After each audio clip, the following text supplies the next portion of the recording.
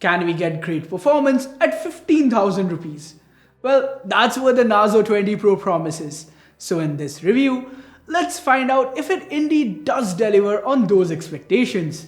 Hey guys, Omoto here from C4eTech, and if you do end up liking this video, then please consider subscribing and turning on notifications by hitting that bell icon. Let's now get started.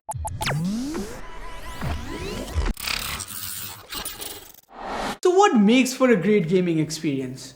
For me, it depends on three main factors. A good display, one that's fast and responsive. A powerful processor that can keep churning out all those frames without any lags. And finally, great battery life. Because hardcore gamers tend to game for long hours. Now, where does the Narzo 20 Pro stand based on these three metrics? Well, let's find out. Starting with the display. We have a large 6.5-inch IPS panel in here, same as what we had with the Narzo 10. But Realme has stepped up on two fronts. First, the resolution is now Full HD+. So we have a nice sharp panel. It's got good colors, excellent viewing angles, and the big thing that everyone is worried about, yes guys, it does get bright enough, so we can use it outdoors. Now I'm not saying game on it outdoors because let's face it, no one really does that. But for texting and casual usage, the brightness, it's fine. Coming to the features that gamers do use, and that's the high refresh rate. The Narzo 20 Pro comes with a 90Hz panel, and let me tell you, it's super smooth. Like, I could feel the snappiness even outside of games. That's because powering those pixels is a brand new chip from MediaTek. This is the MediaTek Helio G95, and it can post some impressive benchmark numbers. But while all that's well and good, what about real world performance? Well, Realme has optimized the UI really well, so there were no micro stutters. I used the Narzo 20 Pro at 90Hz the entire time, and I never felt like the processor was struggling to keep up with my usage. The 6 or 8 gigs of RAM on board is enough for all multitasking needs. I am a pretty heavy user since I have most of my social media accounts plus a few Chrome tabs open at all times, and during my time with the Narzo 20 Pro, I never saw it reload any of them. Basically, day-to-day usage, buttery smooth.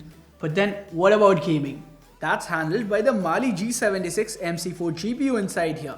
And of course, we had to push it to its limits. So we tried Call of Duty Mobile at very high graphics with high frame rate. But I suggest taking the graphics down a notch for a smoother experience with no micro stutters or frame drops. We also tried out Alto's Odyssey, and the combination of a 90Hz panel with a high touch response rate made the entire experience feel buttery smooth. Getting good frame rates is one thing, and maintaining them throughout the match is something else. And that's where Realme's cooling system steps in. Realme has put in what they call a carbon fiber cooling system, and it does seem to do a pretty good job at heat dissipation. The back of the phone doesn't get unbearably warm even after long periods of gaming. And while we are on the topic, all these large graphically demanding titles, they take up a lot of space, and that's why Realme offers the Narzo 20 Pro in two flavors, 64 or 128 gigs of internal storage. And if that's not enough, we can always put in a dedicated microSD card. Yep, Realme has gone with a triple card slot here, so storage expansion isn't really an issue. So, display, check. Processor, check. That leaves us with battery life. Now we have a 4500 mAh battery in here, and in my experience, it lasted me throughout a single day with a little bit left in the tank. That being said, from a gaming perspective, I still prefer this one over some of the larger 5000 plus battery capacity devices. Why? Mainly because of the weight. Most of these phones with large batteries weigh over 200 grams, whereas the Realme Narzo 20 Pro comes in at 191 grams. And I tried playing games as well as watching Netflix for long hours, and this phone never felt like it was straining my arms. And while the Narzo 20 Pro may not be the best in the business when it comes to endurance, Realme more than makes up for it with their 65-watt dart charging. I mean, honestly guys, this isn't one of those gimmicky features, but one that I personally found really useful. Realme has gone with two separate 2250 mAh batteries in here, and that's how they can charge them up super fast. Basically, we can go from 0 to 100 in 38 minutes. That's insane, and I never really thought that we'd be seeing this tech in the 15,000 rupee range in 2020 itself. So kudos to Realme here, that's a job well done. Oh, and I know what a lot of you are worried about. Does the phone heat up while charging?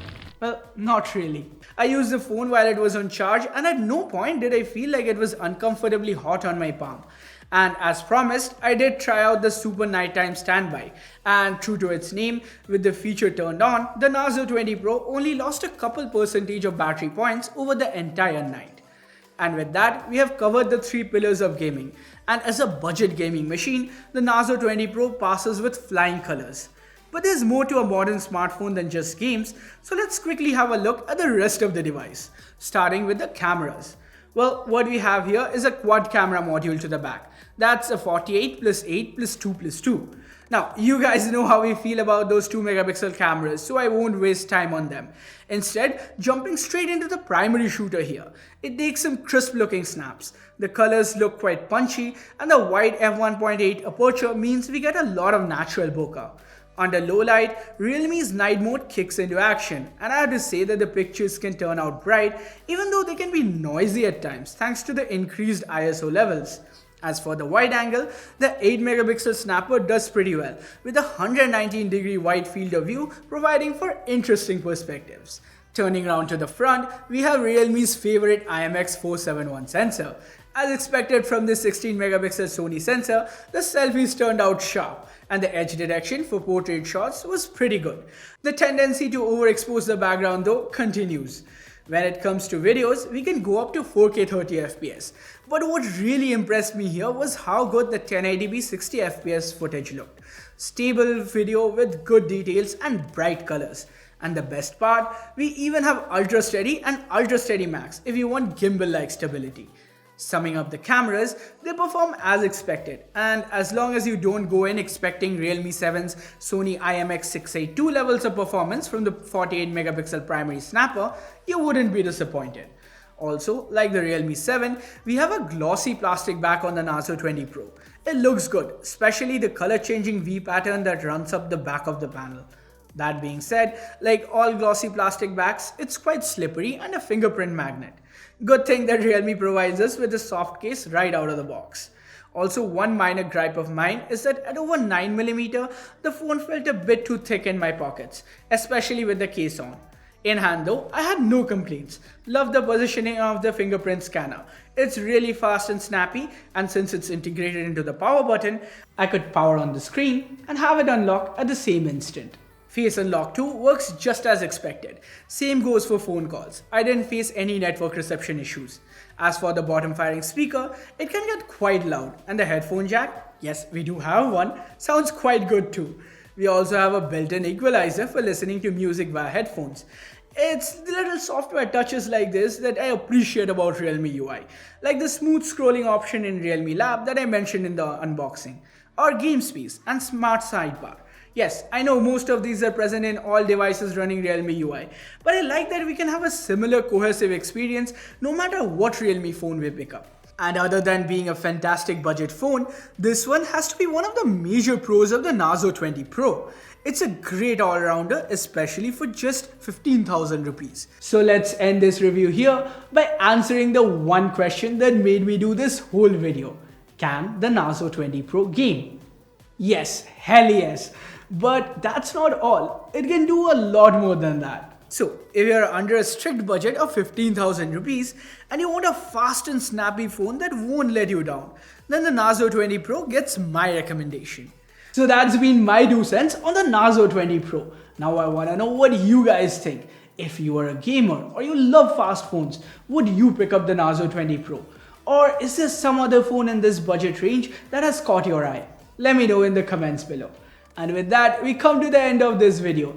As always, like, share, subscribe, and turn on notifications by hitting that bell icon if you haven't yet.